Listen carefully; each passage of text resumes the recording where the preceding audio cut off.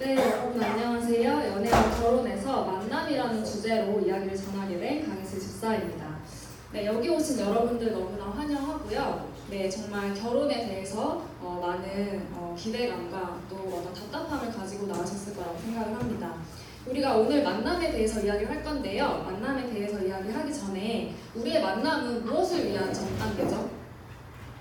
왜 만나실까요? 네, 결혼을 해야죠. 가정! 선배까지 시간 연수! 네.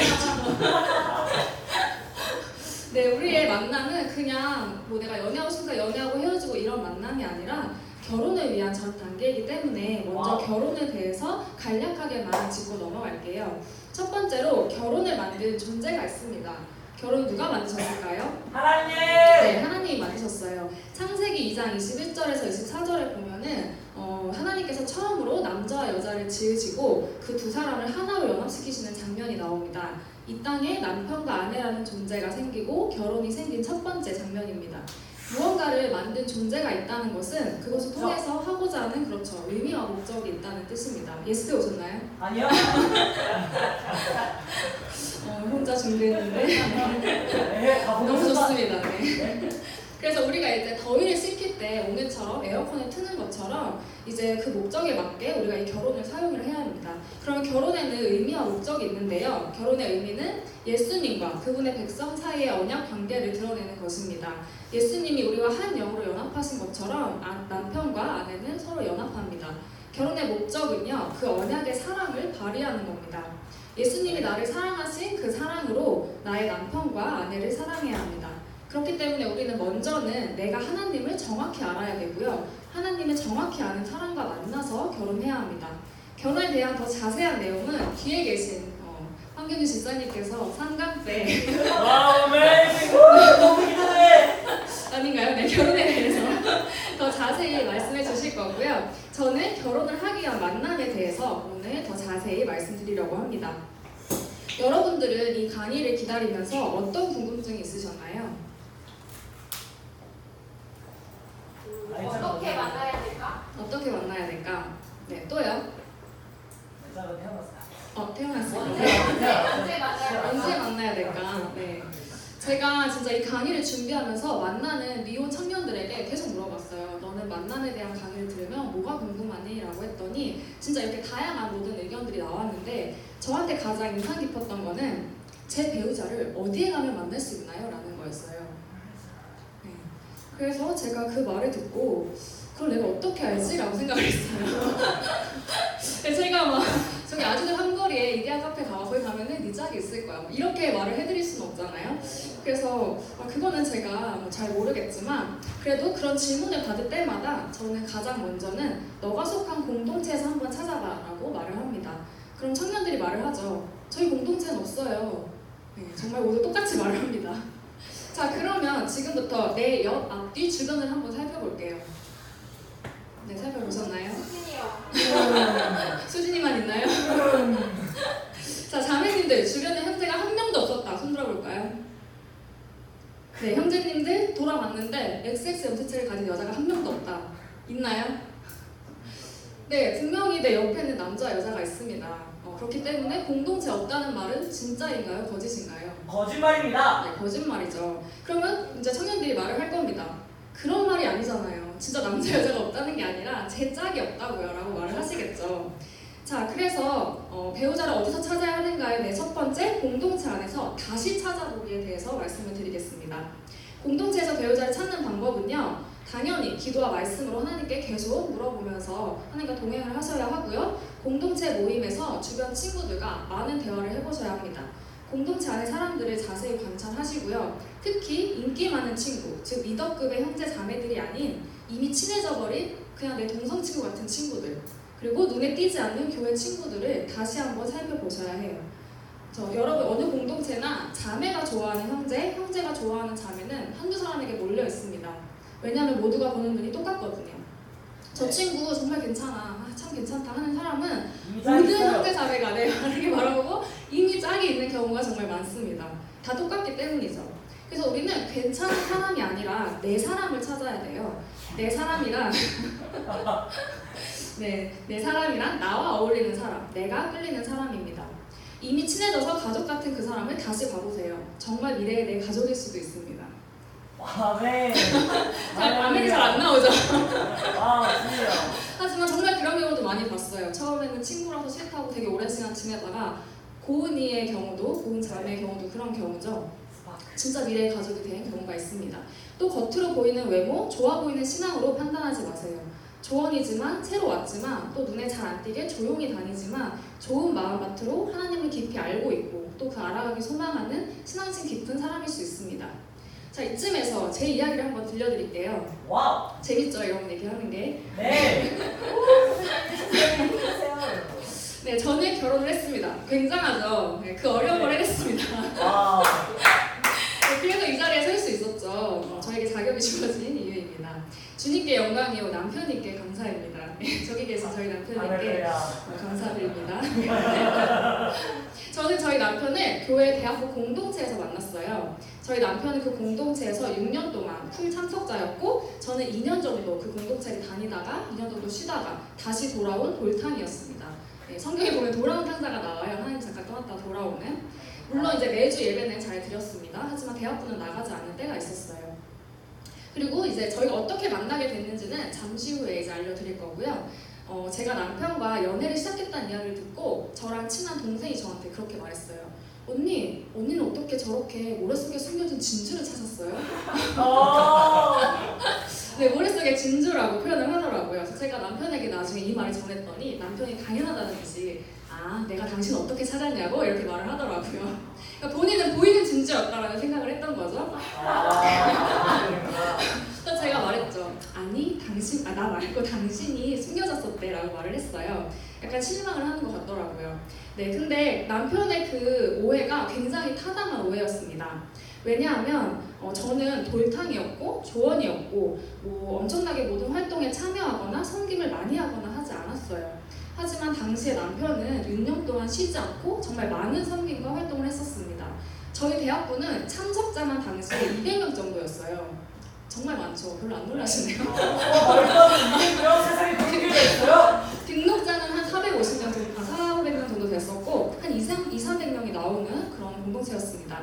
같은 나이 친구, 완전 동갑인 친구만 참석자가 30에서 50명 정도 매주 됐어요. 저희 남편은 그런데 1학년 때부터 학년장을 맡았습니다. 팀장도 맡았었고요. 그 팀에서 찬양 인도자도 했었어요. 리더로 몇 년 섬겼고 리더의 리더로도 몇 년 섬겼습니다. 굉장하죠? 네. 여러분 보시기에 누가 숨겨진 진주 같나요? 제가 그렇죠. 제가 숨겨진 진주인데 그러면 왜 그 친구가 그런 말을 했을까? 저희 남편은 지방 출신이었고요. 대학교 1학년 때 그 공동체 처음 왔을 때 사투리가 굉장히 많이 남아 있었습니다. 그리고 옷 스타일과 여러 부분에서 뭔가 살짝 촌스러웠다라고 하더라고요. 네, 제가 하는 말은 아니고요. 네, 그렇게 얘기를 하더라고요. 네, 그래서 남편을 오래 봐온 사람들은 남편에 대해서 그런 이미지가 강했어요. 그래서 다들 그리고 공동체에 오래 같이 있었기 때문에 저희 남편을 별로 남자로 보지 않고 서로 남녀로 이렇게 보지 않는 분위기였습니다. 자매들은 저희 남편을 좀 이렇게 놀리고 약간 무시하는 분위기였어요. 네, 우리 청년부와 다르지 않죠? 네, 약간 이렇게 무시하는 분위기였습니다. 그리고 이제 이 패딩을 보시면 네, 많이 좋아하시네요. 그렇게 하시라고 가져온 사진입니다. 네, 노란 패딩인데요. 이 패딩이 우리 대학부에 이제 겨울을 알려주는 패딩이었어요. 저희 남편이 이 패딩을 입고 나타나면 겨울이 시작된 겁니다. 네, 남편이 이 패딩을 벗어야만 봄이 옵니다. 네, 겨울 내내 이것만 입고 다니셨어요. 되게 궁금했어요. 저 사람 대체 저걸 어디서 샀을까? 정말 많은 사람들이 되게 궁금했습니다. 대체 어디서 샀을까? 네, 하지만 모두가 이렇게 그의 노란 패딩에 집중을 하고 있을 때 저는 그 패딩을 입고 있는 이 숨겨진 진주를 자세히 살펴봤어요. 네, 그리고 남편 역시 일개의 조언이었던 저를, 돌탕이었던 저를 그냥 지나치지 않고 눈여겨봤습니다. 그래서 저희는 이렇게 공동체 안에서 배우자를 찾았고 서로를 발견하게 되었습니다. 자세한 이야기는 뒤에 계속 나오고요. 자, 이렇게 공동체 안에서 저희처럼 서로 발견을 할 수 있지만 또 다른 방법은 소개팅입니다. 아까 맨 처음에 결혼의 의미와 목적에 대해서 말씀을 드렸죠. 믿는 사람이라는 조건은 절대 포기하지 마세요. 그리고 믿을 만한 사람이 주선이 그런 제의가 왔을 때 그때서야 기도를 시작하지 마시고 평소에 꾸준히 하시다가 제의가 오면 빠르게 응답을 하세요. 우리가 그토록 취업을 열심히 기다리다가 어느 회사에서 합격되셨습니다. 출근하시겠어요? 하는데 제가 기도를 좀 더 해보겠습니다. 라고 하시는 분 계신가요? 말도 안 되죠? 네. 그래서 기도는 평소에 하시기 바랍니다. 네, 또 한 사람을 최소한 3번은 만나보세요. 충분한 대화가 오가야 서로를 잘 알 수 있습니다. 처음에는 나의 기대와 달랐던 모습에 실망할 수도 있어요. 하지만 그건 순간적인 이미지 때문일 수도 있어요. 노란 펜인과 같이. 네, 또 처음 만나면은 긴장하기 때문에 우리의 본 모습이 잘 드러나지 않습니다. 대화를 많이 충분히 해보세요. 그리고 여기 이제 포기할 수 없는 최대 3가지 이런 것들을 써놨는데 이거는 뒤에 나올 거예요. 왜 써놨냐면 소개팅을 이제 가끔 저도 이제 청년들한테 물어봅니다. 이상형이 어떻게 돼? 라고 했을 때 그 친구에게 그냥 물어보는 경우는 거의 없어요. 좀 소개를 시켜주고 싶어서 어떤 스타일을 이 친구는 자기가 잘 맞는다고 생각할까? 기도를 하면서 어떤 스타일에 대해서 하고 있을까에 대해서 물어보는데 대부분의 청년들이 모르겠어요 라고 하거나 딱히 없는데요? 이렇게 말을 많이 해요. 그러면 주선자로서 소개시켜주기가 굉장히 어렵습니다. 그래서 개인적으로 본인이 잘 파악을 하고 계셔야 돼요. 이건 뒤에서 좀 더 나올 거고요. 2번째로는 만남을 위해 필요한 것들에 대해서 말씀을 드리겠습니다. 한 8가지 정도로 말씀을 드릴 건데요. 첫째는 나의 남자로서 그리고 여자로서의 내용을 아는 겁니다. 창세기 1장 27절을 같이 읽어볼게요. 하나님이 자기 형상 곧 하나님의 형상대로 사람을 창조하시되 남자와 여자를 창조하시고 네, 하나님께서 우리를 남자와 여자로 일부러 굳이 다르게 지으셨습니다. 하나님이 지으신 모든 것에는 목적이 있다고 했죠. 그 목적에 맞게 각자의 특징과 매력이 존재합니다. 꽃과 나무, 토끼와 사자 다 그것만이 가진 고유의 특징과 매력이 있어요. 남자, 여자도 마찬가지입니다. 내 안에 하나님께서 심어놓으신 여성, 남성적인 매력을 찾으세요. 그리고 그것을 발산하세요. 향수 안에 아무리 아름다운 향기를 부어놓아도 그것을 뿌려서 발산하지 않으면 아무도 그 향을 맡을 수 없습니다. 그러면 그 향수를 만든 창조주는 어떨까요? 너무나 안타깝고 슬프겠죠? 우리도 마찬가지입니다. 자, 나의 여자 남자로서의 매력을 어떻게 찾을까? 여러분이 혹시 뭐 잘 안 하다할까봐 제가 결혼 전에 나는 어땠나를 한번 생각해봤어요. 저는 주변에 이렇게 제 성격에 대해서 물어보면은 공통적으로 하는 사람들의 말이 여성스럽다라고 말을 많이 하더라고요. 네, 그래서 여성스럽다라는 게 있었고 남편과 이제 연애할 때 혹은 그 전에 저는 이제 남자친구를 좀 격려하고 존중하는 언어 표현을 굉장히 잘했습니다. 그리고 리액션과 웃음이 많은데요. 지금도 이제 집에서 저희 남편이 설거지를 도와주거나 청소를 해준다. 기립박수를 칩니다. 여보, 오빠 너무 깨끗해요 이러면서 난리를 막 칩니다. 네, 저희 옆집에서 아마 방청객이 사는 줄 아실 거예요. 박수를 정말 많이 치고 살고 있습니다. 네.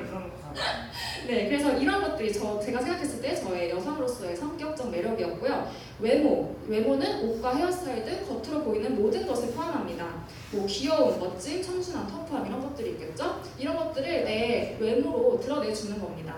그래서 이거는 내가 스스로 발견할 수 있고요. 나를 좋아했던 이성이 나에게 어떤 점에 끌렸었는지 본인이 이렇게 파악을 해볼 수 있고요. 또 주변에서 나에게 이야기해주는 것들을 흘려 듣지 마시고 잘 이렇게 기록해 두시면 좋을 것 같습니다.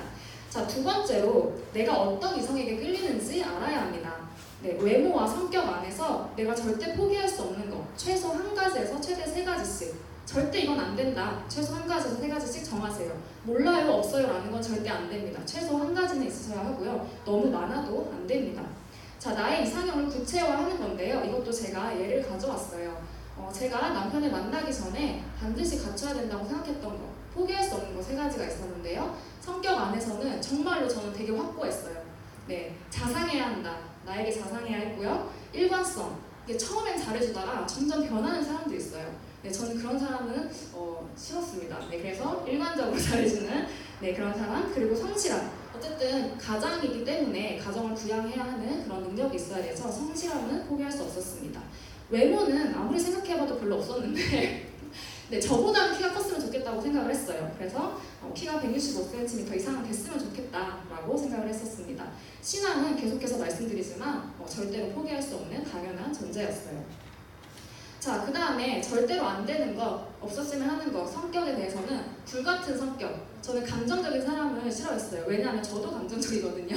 그래서 이전 연애 때 서로가 감정적이어서 계속 막 이렇게 올라가다가 둘 다 폭발하는 경험을 했었어요. 그래서 아, 그렇게는 내가 평생 못 살겠다라고 저를 파악을 한 거죠. 그래서 그런 사람은 절대 안 된다 생각을 했고, 폭력적인 성향. 이거는 언어와 행동, 저뿐만 아니라 모든 사람이 반드시 넣으셔야 하는 목록이에요. 남자든 여자든 폭력적인 언어와 행동을 하는 사람은 절대 만나시면 안 됩니다.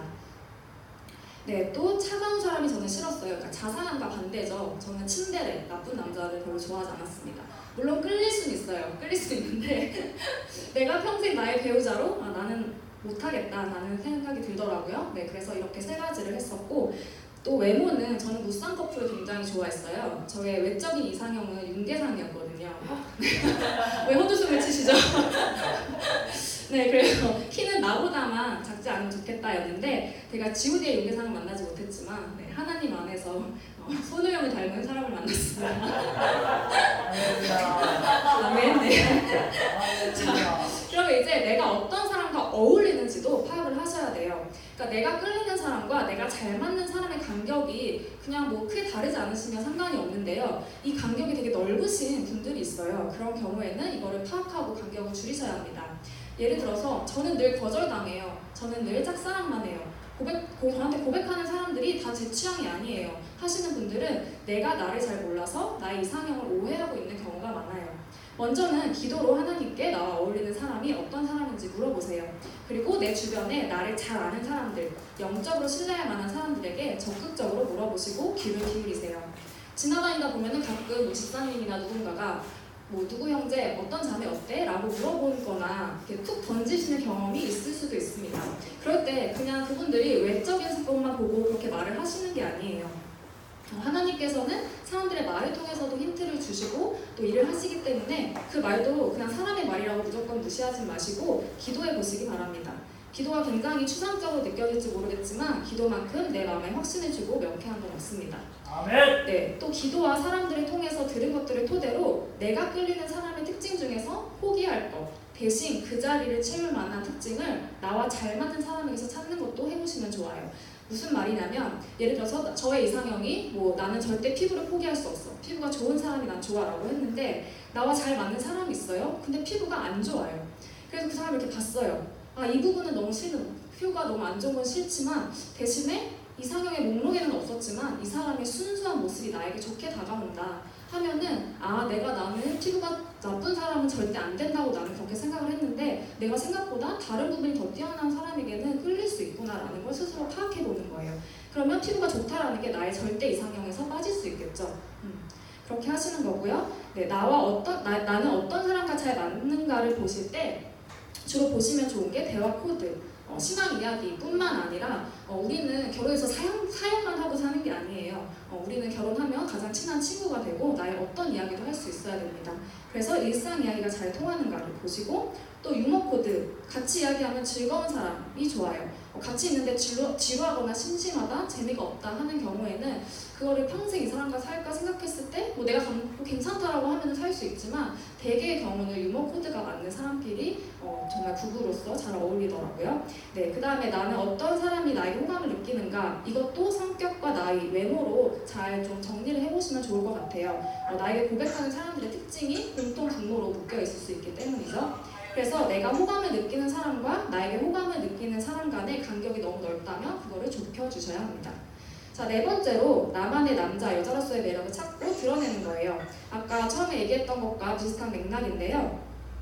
스스로 발견을 하고 주변 사람들에게 묻고 또 용모 단장과 행동 및 언어로 나타내 주셔야 합니다.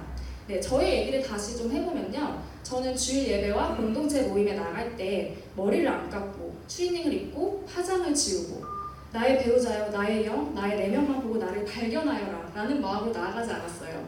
네, 진하진 않았지만 할 수 있는 화장을 했고 때로는 귀걸이도 해주고 제가 생각했을 때 저한테 어울리는 머리를 하고 저의 매력을 나타내주는 옷을 입고 갔습니다.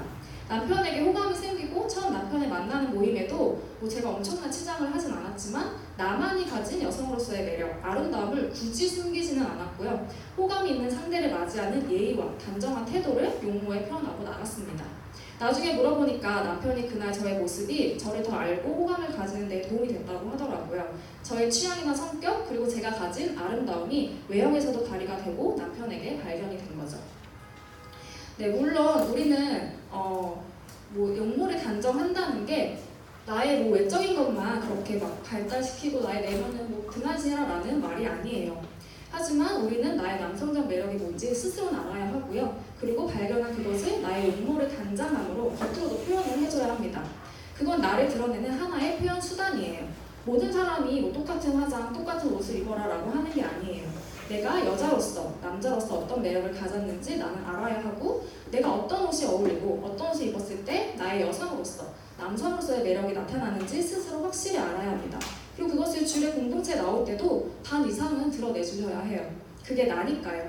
우리가 이제 교회에 와서 새 피조물의 계시를 배울 때, 즉 성경이 말하는 나의 영에 대해서 배울 때 처음엔 굉장히 어색합니다. 이게 나라고? 인정이 잘 안 돼요. 하지만 성경에서 말하는 내가 나의 영이라는 것을 알기 때문에 계속 성경을 읽고 어색해도 성경에서 말하는 나대로 살고 그렇게 하다 보면 이제 그게 점점 자연스러워집니다. 마찬가지예요. 하나님께서는 우리에게 영뿐만 아니라 혼과 몸을 주셨습니다.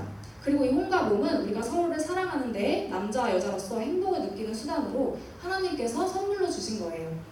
감정이 없다면 우리는 설렘이라는 이 좋은 감정을 느낄 수 없습니다.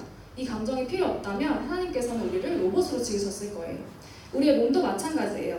뭐 소녀시대 같은 몸매를 말하는 게 아닙니다. 하지만 나의 몸을 가꾸고 내가 가진 내면과 내 특징, 뭐 귀여움, 발랄함, 사랑스러운 청순함, 뭐 남성미 등등을 나타내는 방법에는 내 외형도 있다는 말입니다. 각자 하나님께서 선물로 주신 나만의 아름다움을 발견하고 드러내세요. 처음에는 어색해도 그게 정말 나라는 것을 발견하게 되실 겁니다. 다섯 번째로 상대방을 알아가야 합니다.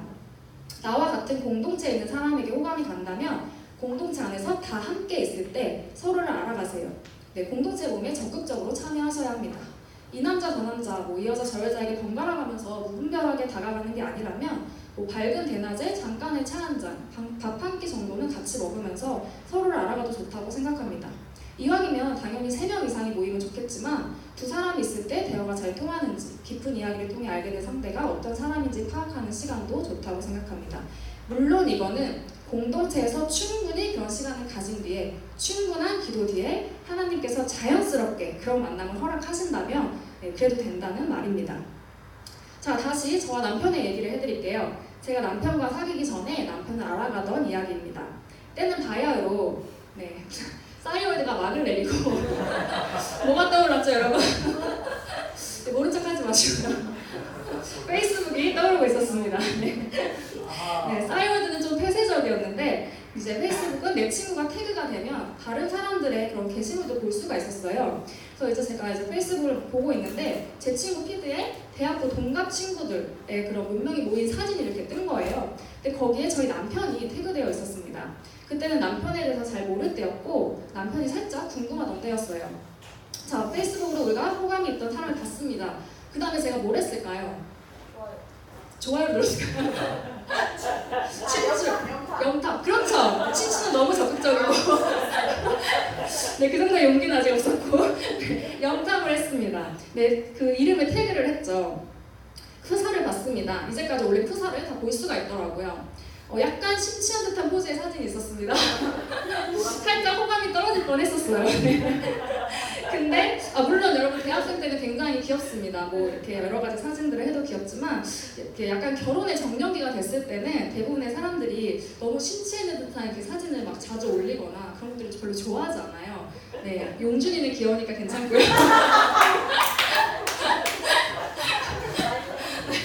다 인정하시죠? 네. 빨개지는 모습. 네, 눈물이 진짜 괜찮습니다. 네. 다행히 계속 보다 보니까 막 그렇게 엄청 심취해 있는 사람 같지는 않았어요. 네, 그 다음으로는 그 사람이 적어놓은 프로필을 봤습니다. 그 사람이 궁금했으니까요. 이게 뭐 스토킹 수준이거나 범죄 수준이면 안 되겠지만 예, 뭐 볼 수 있는 거 올려놓은 거니까 열심히 봤습니다. 네, 아 공대생이구나, 아 지방 출신이구나. 그리고 제 눈에 띄었던 게 좋아하는 영화였어요. 남편이 좋아하는 영화로 원스라는 거를 띄워놨더라고요. 혹시 이거 아시나요? 네. 아 진짜? 네, 이 영화 약간 음악 영화고 약간 좀 남녀 로맨스도 좀 있는 영화예요. 그래서 이제 저도 로맨스 영화를 좋아하기 때문에 그리고 또 호감도 있었기 때문에 이 영화를 나중에 다운받아서 보게 되었습니다. 그리고 이 영화를 제가 보고 또 이렇게 남편에 대해서 자세히 좀 알아봤던 게 나중에 남편과 가까워지는 계기가 되었어요. 자세한 거는 to be continued. 네, 이따 나올 겁니다. 자, 그러면 상대를 어떻게 알아갈 수 있을까? 구체적으로 제가 했던 것처럼 그 사람의 SNS, 뭐 카톡, 인스타, 페이스북 등을 통해서 상대방의 요즘 생활, 관심, 고민, 취미, 취향 등을 알아볼 수 있습니다. 또 발견한 공통 관심사를 활용해서 그 사람과 더 많은 대화를 할 수 있어요. 그리고 대화하면서 그 사람의 대화 코드, 유머 코드, 이상형을 파악하실 수 있습니다. 여기에 또 파악해야 하는 것들에 대해서는 또 연애에서 많이 나오긴 하겠지만 만남 과정 가운데도 꼭 알아야 하는 게 있어요. 공동체에서 말하는 그 사람. 나는 온 지 얼마 안 돼서 혹은 그 사람에게 이미 콩깍지가 씌어서 좋은 것만 보일 수 있습니다. 그 사람이 오랫동안 어떤 사람으로 보이고 있는지도 파악하는 게 중요해요. 그리고 그 사람이 기쁠 때, 화날 때 어떻게 그것을 드러내는지도 옆에서 보셔야 합니다. 또 상대의 성격, 특히 장점은 보지 않으려고 해도 이미 호감이 생기면 장점만 보입니다. 상대의 약점과 단점 반드시 캐치하셔야 합니다. 네, 6번째, 만남을 바라보는 공동체의 시선이 준비가 되어야 하는데요. 사실 교회 공동체는 유독 남녀의 만남에 많이 민감합니다. 경계하죠. 물론 그만큼 자칫하다가 큰 실족으로 이어지기 때문에 또 조심하고 조심해야 하는 건 사실입니다. 하지만 우리가 취업을 하기 위해 열심히 노력하는 사람에게는 조금 유한데 유독 남녀가 서로 알아가려는 모습에는 날이 서는 경우가 많습니다. 저도 그랬어요. 저도 결혼 전에 어떤 한 공동체 리더에게 실족했던 적이 있었습니다. 그분이 결혼 정년기가 되었고 청년부로 갔는데 자기가 만나고 싶은 사람이 없었던 거예요. 그래서 대회에는 계속 나오는데 청년부 모임은 계속 안 갔습니다. 제가 물어봤어요. 요즘 왜 안 나가요? 라고 하니까 요즘 소개팅이 너무 많다고. 그래서 많으면 주말에 3-4번의 소개팅을 한다는 거예요. 대단하죠. 네. 그래서 이제 저희 대회의 시간이 저희는 되게 많았기 때문에 자기의 소개팅 시간에 맞춰서 그 대회의 시간을 정해서 나가고 그 시간을 너무 빼기가 힘드니까 공동체 모임에 계속 빠졌던 겁니다. 그런 생활을 한 달 이상 하시는 것 같았어요. 그때 좀 많이 실망하고 정죄를 많이 했습니다. 제가 너무 좋아하는 리더였고 저에게 너무 특별한 사람이었기 때문에 더 실망이 컸어요. 그런데 이번에 제가 강의를 준비하면서 그때 그분의 마음을 더 깊이 헤아려주지 못하고 기도해주지는 못하고 정죄만 하고 분내하던 저의 모습이 떠올랐어요. 그때 그 사람을 위해서 기도해줄 걸 얼마나 마음이 답답하고 불안하고 조급했으면 저렇게 애쓰고 있었을까. 만약 그분이 취업하기 위해 그런 노력 중이었다면 뭐 토익 시험 때문에 어쩔 수 없이 대회를 빠지고 면접 준비 때문에 공동체 모임에 빠졌다면 내가 똑같이 그 사람을 판단하고 정죄했을까? 라는 생각을 했어요. 우리는 유난히 남녀 문제에 쉽게 정죄하고 보듬어주지 못합니다. 물론 제가 여러분한테 예배를 빠지고 모임을 빠지고 소개팅 하세요 라는 거 아니에요. 네. 절대 그러시면 안 됩니다. 하지만 그런 사람이 있을 때 정죄만 하고 미워만 하지도 마세요. 그 사람의 마음을 하나님의 눈으로 보면서 긍휼히 여기고 기도해주세요. 그리고 사랑으로 말해주세요. 많이 조급하고 답답하지. 근데 정말로 걱정하지 마. 왜냐면 내가 너를 위해 기도하고 있거든. 너는 너의 배우자를 가장 좋은 때에 만나 결혼할 거야. 내가 확신해. 그러니까 굳이 공동체와 예배 모임을 등한시하지 말고 애쓰지 않아도 돼. 우리 마태복 6장 33절 무슨 말씀이죠? 그런즉 너희는 먼저 그의 나라와 그의 의를 보라. 그러면 이 모든 것을 너희에게 더하시리라. 네, 하나님께 집중할 때 하나님께서 우리에게 필요한 모든 것을 채워주신다는 그 약속의 말씀이죠. 우리 이 말씀을 같이 붙잡고 하나님을 더 알아갈 때 너의 앞날이 더 확실해질 거야. 우리 같이 기도하자. 나랑 같이 예배도 가고 모임도 가자. 우리의 마음과 앞날을 하나님께 다 내어드리자. 이렇게 사랑의 언어로 또 나의 기도로 나의 도움으로 함께 해주시면 됩니다. 너 왜 그래? 너 그것밖에 안 돼? 너 믿어야. 너 하나님 믿잖아. 이런 말들이 그 사람 마음에 들어갈까요? 아니요. 안 들어가겠죠. 여러분이 이 둘 중에 어떤 말이, 어떤 마음이, 어떤 시선이 옳다고 생각하세요? 공동체에서 이 남자 저 남자, 이 여자 저 여자 하면서 공동체를 해치면 당연히 경계하고 예의주시하고 특히 리더들이 나서서 말해줘야 합니다. 하지만 비인격적인 마음과 시선, 말로만 타일수 있는 건 아니에요. 그렇게 이 공동체를 흐리거나 와해시키도록 심한 경우가 아니라면 기도하면서 따뜻하게 바라봐 주세요. 공동체에서의 만남이 모든 사람이 가장 추천하는 만남입니다. 그런데 공동체 분위기가 그렇게 되지 않으면 그 안에서 만나기가 힘들어져요. 만나다가 헤어지면 떠납니다. 그런 공동체도 건강한 공동체의 모습은 아니라고 생각합니다. 돌아온 탕자도 돌아올 수 있는 그런 공동체가 되어주세요. 네, 7번째로 공동체의 룰 만들기입니다. 우리 물구나무 청년부가 어떤 규칙으로 만들었으면 하는 부분인데요. 이성에 대한 마음이 커지기 전에 권위자에게 먼저 찾아가 이야기하고 함께 기도를 시작하는 겁니다. 네, 저와 남편은 제가 제자반이라는 훈련을 받기 직전에 서로의 마음이 싹 트고 확인이 됐어요. 그런데 저희 제자반 교육 중에 제자반을 하기 전에 연인이 있으면 제자반 훈련 중에는 절대 헤어지지 말고, 또 제자반 하기 전에 연인이 없으면 그 훈련 중에는 절대 만나지 말 것이라는 규정이 있었어요. 그 제자반 훈련에 차질을 갖지 않도록 만든 규율이었죠. 그런데 제가 제자반 시작 전쯤에 남편을 알게 됐고 마음이 조금씩 생겼지만 이제 기도를 하는데 지금은 아니다라는 좀 그런 사인을 받았어요. 어떻게 사인을 받았냐면 첫 번째는 기도하면서 제 마음을 살펴봤습니다. 솔직히 인간적으로는 이 사람과 빨리 연애를 시작하고 싶은데 정말 남자친구 없이 나 혼자만의 시간일 때 정말 온전히 하나님께만 집중할 수 있는 마지막 시간이라는 생각이 들었어요. 남자친구가 생기면 당연히 데이트를 해야 할 거고 그만큼 나의 시간과 마음, 생각이 나눠질 텐데 이 제자반 훈련은 딱 1년이고 하나님과 단둘이 만나는 그 시간을 정말 온전히 갖고 싶다라는 마음이 조금 더 컸어요. 그래서 계속 기도를 하고 있었습니다. 그러다가 제자반을 시작하기 전날 밤에 한 9시쯤 남편이 뭐해? 라고 카톡이 온 거예요. 네, 굉장히 설레는 단어죠. 뭐해? 기억하실지 모르겠네요. 네. 네, 그런 의도가 아니었을 수도 있지만 저는 이상하게 바로 답하면 안 될 것 같은 그런 마음이 들었어요.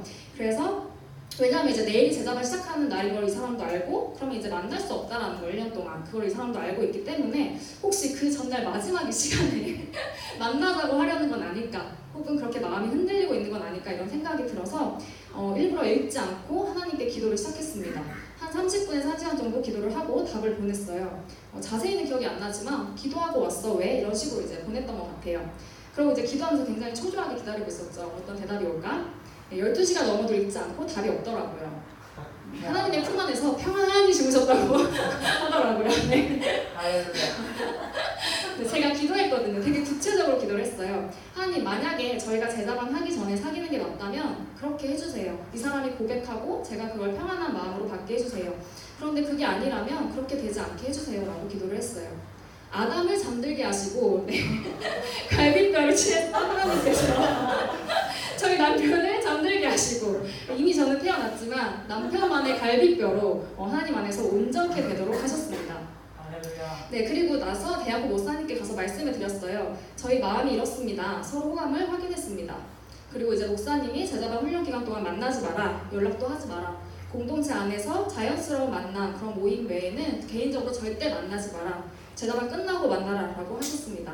네, 그렇게 했는데 사실 완벽하게 지키지는 못했어요. 연락하면 안 되는데 편지를 보내기도 하고, 네.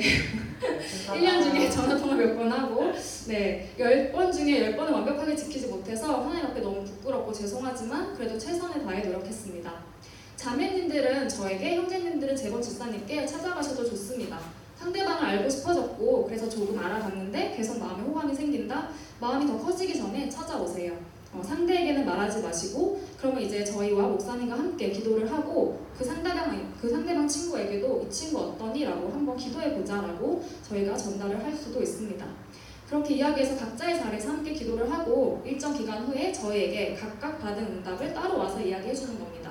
서로 마음이 일치가 되면은 권위자가 공동체에 말을 해주고 그 두 사람은 그렇게 만남을 시작합니다. 서로의 마음이 다를 때는 일치될 때까지 계속 기도하면서 하나님이 주시는 말씀과 마음에 순종합니다.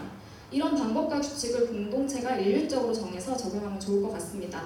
누구에게 이야기할지, 기도 기간을 얼마로 살지 오늘 토의 시간에 한번 이야기해보면 좋을 것 같아요. 네, 노래는 반드시 지켜야 할 것도 있지만 반드시 해서는 안 되는 모습들도 있습니다. 공동체의 해가 되는 물색하는 모습, 연애의 모습들인데요. 나무꾼이 있습니다. 뭘까요? 다 찍어보는 거예요. 그렇죠. 여기저기 막 다 찔러봅니다. 난너 좋은 거 어때? 이 나무가 내 나무냐, 네 나무가 내 나무냐. 네, 뭐 다 찔러보는 거예요. 정말 그러는 거 아닙니다. 네. 자, 두 번째 어구형 뭘까요? 어장관이 아닌가? 아닙니다. 따로 있습니다. 네. 낚시?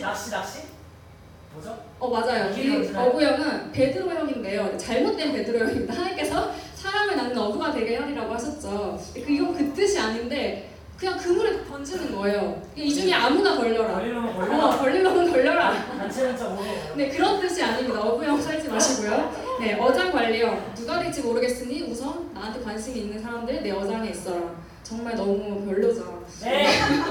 양다리 말할 것도 없이 최악입니다. 네. 두 가지 마음을 품지 말라고 하셨죠, 하나님께서. 네, 양다리 절대 안 되고요. 헷갈리제이션 이런 게 있어요. 나를 자꾸 헷갈리게 하는 사람이 있습니다. 이렇게 과도한 친절과 연락으로 상대방에게 오해를 주는 경우예요. 대개의 경우 고의가 아닌 경우가 많습니다. 본인이 그런 성격인지 잘 모르는 경우가 많아요. 그래서 내가 좀 그래도 좀 주변에 잘 챙기는 성격이다. 이성 친구들도 이런 분들은 그 친구들 이렇게 챙겨주면서 가끔 물어보세요. 혹시 내가 하는 행동 중에 너가 오해하게 하는 건 없니? 라고 가끔 물어보시거나 그런 걸 받는 사람이 말을 해주세요.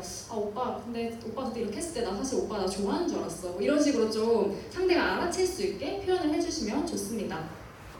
그래서 그냥 이성 친구에게 하는 행동, 호감이 있는 사람, 연인에게만 할 행동의 기준선을 확실히 정하는 게 좋아요. 특히 저는 스킨십은 공동체가 같이 정했으면 좋겠습니다. 이 정도까지만 하자라고 다 같이 정했으면 좋겠어요. 그래서 나만의 선 정하기를 이제 좀 더 구체적으로 볼 건데요. 저만 덥나요? 주제가 너무 끈끈하네요. 훅 너무 덥습니다. 여러분이 더우셔야 되는데. 너무 더워. 네, 감사합니다. 네, 나만의 사인 만들기예요. 나만의 선을 정하는 겁니다. 네, 남편을 알아가고 있을 쯤에 그리고 서로 이제 호감이 싹 트려던 그 시기에 있었던 일인데요. 남편이 기타를 잘 쳐요. 와우. 네, 그리고 제가 원스라는 영화를 봤다고 했죠. 그게 음악 영화인데 거기에도 유명한 기타 OST가 있습니다. 맞아요. 이제 알고 계세요? 네. 네.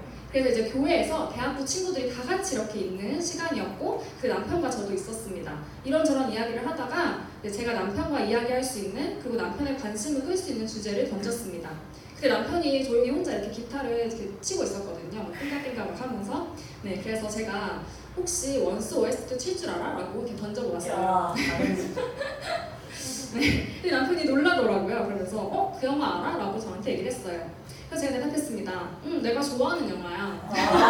좋아진 영화야.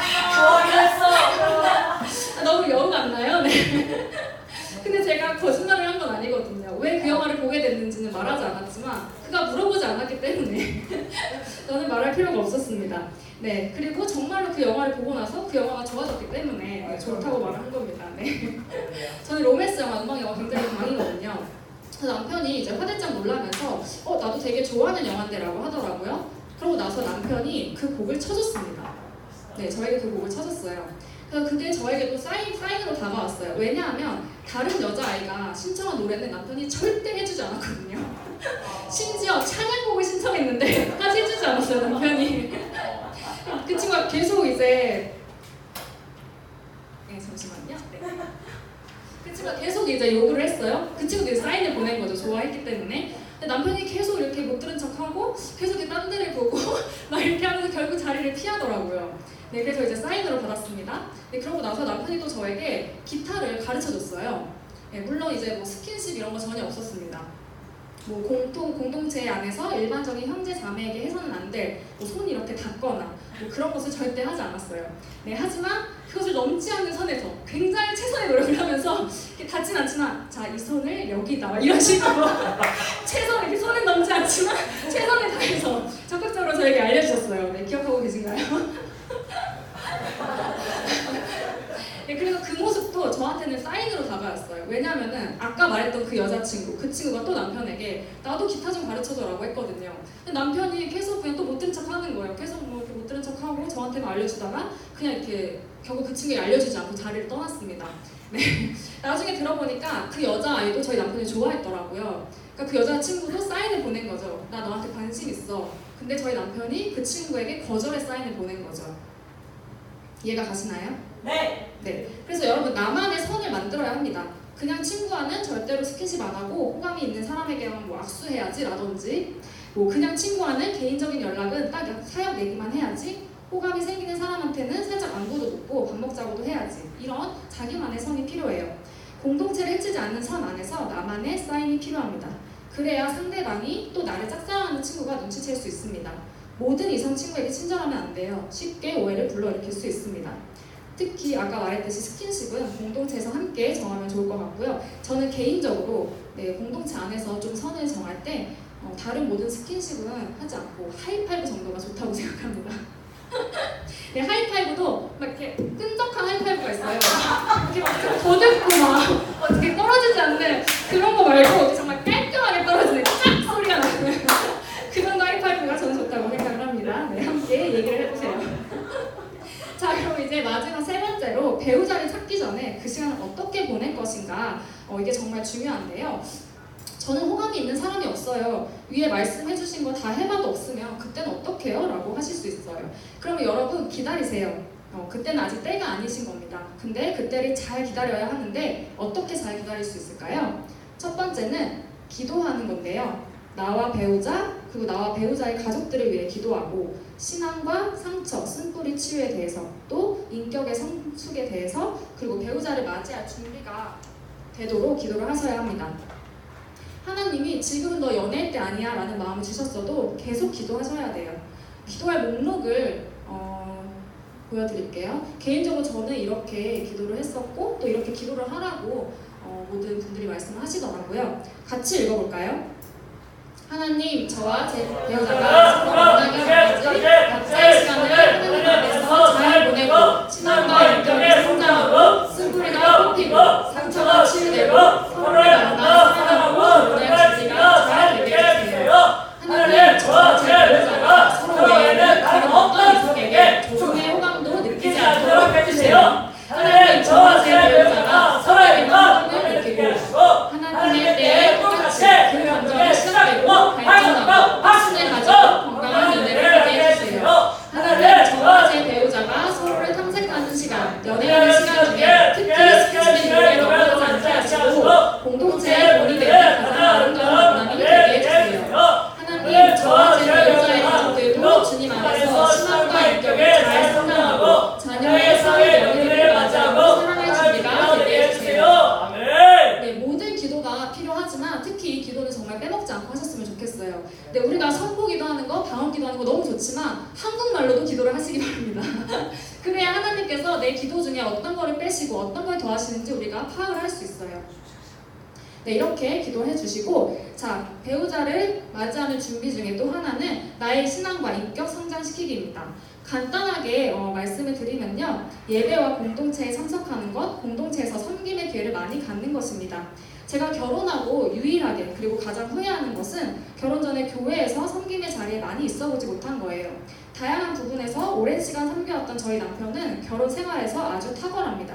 결혼은 크게 이야기하면 사랑, 결단, 섬김이에요.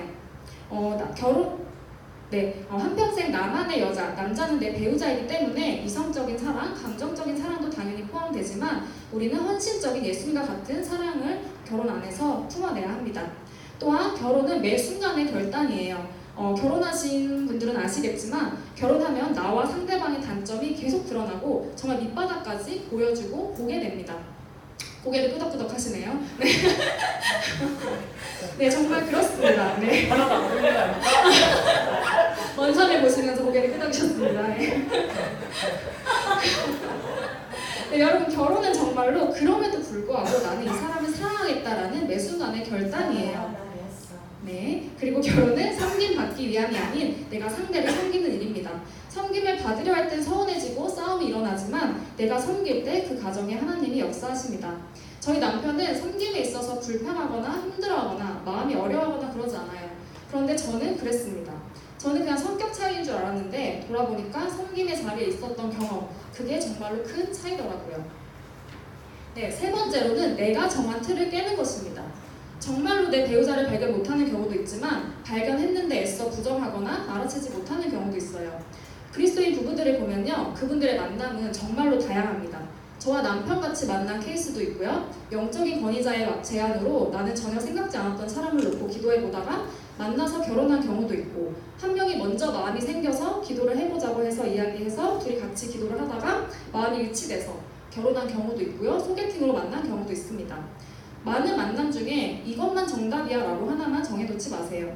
물론 계속 기도를 하는데 그런 만남을 소망하게 하신다? 그럼 하나님이 그 방법으로 만나게 하실 겁니다. 하지만 계속 말씀드렸죠. 쉬지 말고 계속 기도하세요. 그리고 또한 내가 정한 틀 중에는 이전 연애 혹은 과거의 경험으로 상처를 받아서 내가 스스로 만든 틀도 있습니다. 하나님께서 그러라고 하셔서 정한 틀이 아니라면 그 모든 틀도 하나님 앞에 들고 나아가서 깨셔야 합니다. 그 어떤 결정이든 제발 하나님 없이 혼자 하지 마세요. 하나님은 늘 우리에게 말씀하고 계십니다.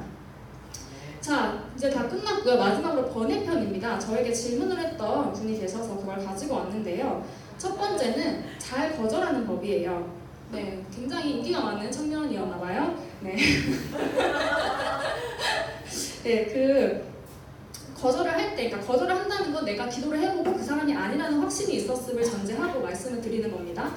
내가 거절을 할 때 말하는 그 내용과 더불어서 전하는 형식, 즉 말투나 단어의 선택도 매우 중요합니다. 상대를 무시하거나 비인격적인 말로 상처를 주시면 안 돼요. 나의 입술의 지혜를 놓고 충분히 기도하고 대답하셔야 합니다. 다만 상대가 아니라는 것에 대해서 확실하고 단호하게 전달을 해주셔야 해요. 나를 좋아해줘서 고마워. 그런데 나는 아무리 기도해봐도 너에 대한 마음이 생기지 않아. 만일 나도 싫지는 않은데 좀 잔인한가요? 좋나요? 네. 아무리 기도해도 네. 아직 때가 아닌 걸 수도 있죠. 만일 나도 싫지는 않은데 지금 때가 아니라는 생각이 든다. 그러면 좋아해줘서 고마워. 그런데 나는 지금 누군가를 만날 때가 아니라는 확신이 들어. 미안해 라고 그 확신에 대해 시기에 대해서 명확히 그어주세요. 거절한 뒤에 미안한 마음 때문에 잘해주면 상대에게 희망 고문이 될 수 있습니다. 그 친구는 다른 사람들이 잘 챙겨주도록 이렇게 도와주시고 나는 어느 정도 거리를 유지하셔야 돼요. 계속 의미 없는 개인적인 연락이 오면 몇 번 대답받아 끊어주세요. 잔인해 보이지만 그렇게 하셔야 합니다. 네, 또 공동체 모임에서는 피하지 말고 다른 일반 친구를 다들 똑같이 해주시되 개인적으로는 전보다 조금 거리를 두시는 게 필요합니다. 자, 두 번째로 나와 같은 성향의 사람이 좋나요? 반대 성향의 사람이 좋나요? 라는 질문을 받았어요. 제가 아까 나의 이상형에 대해서 고민하고 점검하는 방법을 알려드렸죠. 네, 내가 끌리는 사람, 나와 잘 맞는 사람의 특징들을 정리를 하다 보면 나와 비슷한 부분, 나와 다른 부분을 모두 발견하게 되실 거예요. 나무의 나이테와 사람의 지문이 모두 다른 것처럼 이 세상에 나와 완전히 똑같은 사람은 없습니다. 하지만 하나님께서 당신의 닮도록 사람들을 창조하셨기 때문에 모든 사람은 반드시 나와 공통점을 가지고 있어요.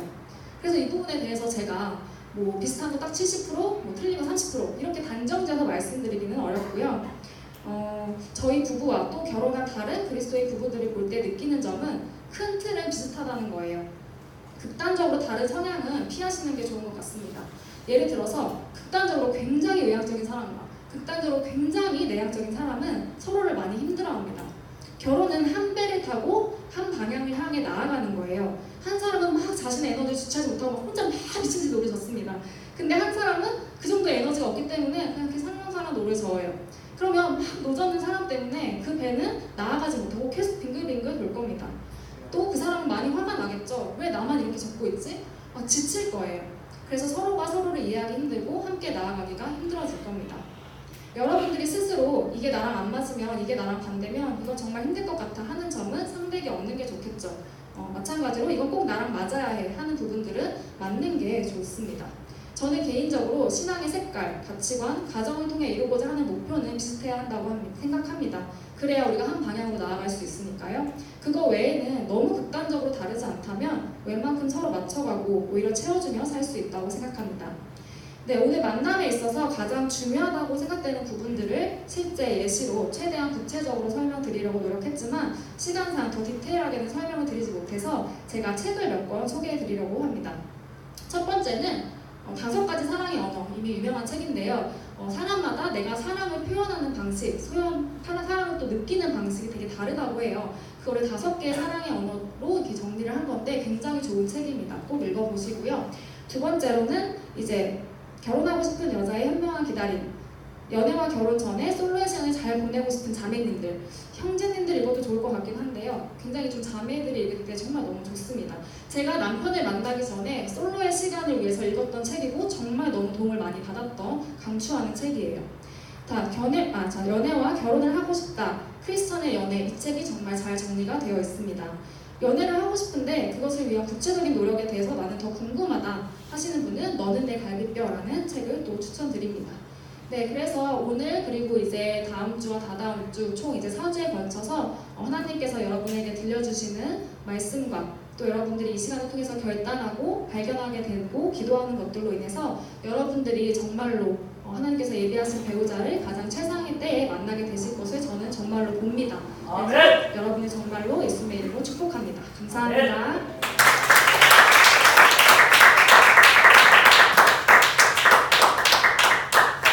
다시 한번 영상으로 해주신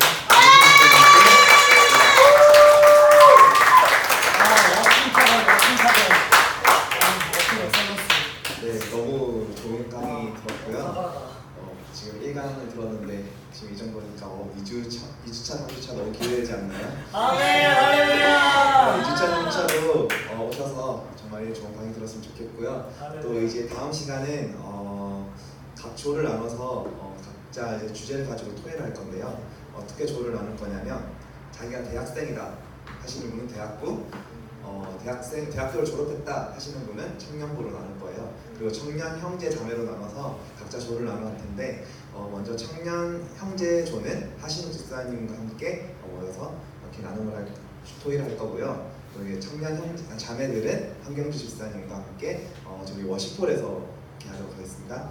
그리고 이제 대학부 청년들은 여기 계신 태어나신 남편이 배재원 집사님과 함께 토의를 할 거고요. 또 대학부 자매들은 오늘 명강에 해주신 김세 집사님과 함께 하도록 하겠습니다. 워시폴에서 자매들은 워시폴에서 형제들은 여기 로봇솔에서 자유롭게 토의하고 제가 나중에 시간 알려드릴게요. 그때 다시 모여서 각 조별로 나눈 결과를 잠깐 짧게 나누고 마치면 좋겠습니다.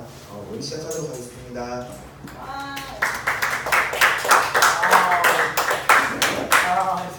진짜 폭풍이 지나간 것 같아. 머리로 정보의 폭풍.